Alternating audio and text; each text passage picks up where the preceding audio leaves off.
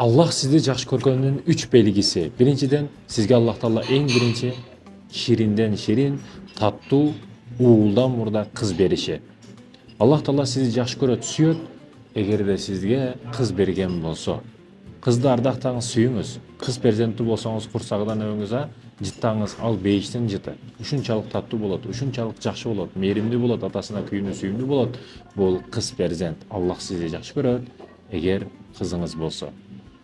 Кыз перзентти ардактаңыз, сүйүңүз. Ал эми экинчиси, намазга ар дайым бекемсиз. Пешинден кийин асырды күтөсүз, багымдаттан кийин пешимди күтөсүз. Намазга шашасыз, намазга кыскасы бекемсиз, намаздан рахат аласыз, кайф аласыз.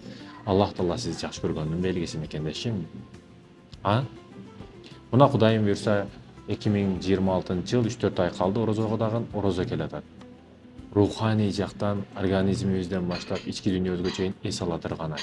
Эгерде сиз орозону күтүп жашап жаткан болсоңуз, Аллах Таала сизди жакшы көрөт. Себеби орозо мен үчүн дейт Аллах Таала. Башка малдарды биз эл көрсөңө, кожо көрсөңө кылып коюшубуз мүмкүн.